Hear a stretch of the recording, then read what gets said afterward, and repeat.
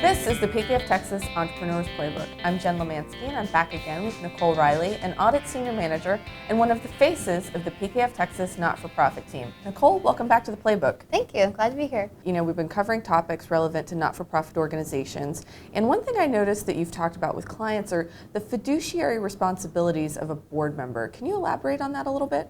A lot of board members don't realize that they do have a fiduciary duty, and it's really important that they understand that because they could be held financially responsible for the financial harm they do to an organization. Wow, interesting. So are there certain steps that they need to be mindful of? Well, really, there's three primary responsibilities when it comes to being a fiduciary.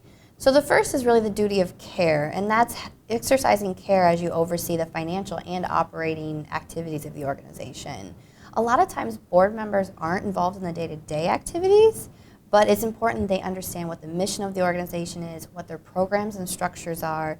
They make informed decisions and then consult experts if they don't have the expertise.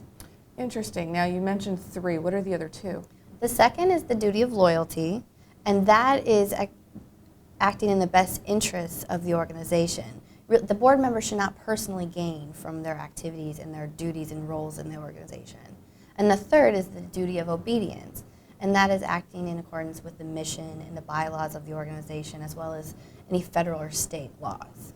Are there any challenges with these responsibilities?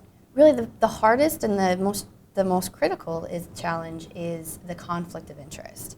And it's trying to avoid a conflict of interest. And an example of that would be if I'm on a board and the organization hires my company to provide services to them. That would be a conflict of interest. Definitely. And it's important to know that that it can be allowed, it's not disallowed, but it's important to disclose that information. The other board members should be aware of that, as well as that I should abstain from any vote or discussion when it comes to that contract.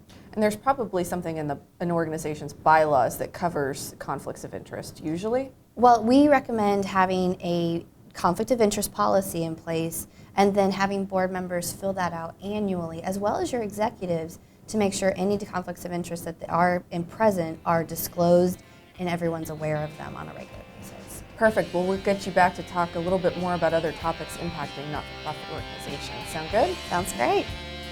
To learn more about how we can help your organization, visit pkftexas.com/not-for-profit. This has been another Thought Leader production brought to you by PKF Texas, the Entrepreneurs Playbook. Tune in next week for another chapter.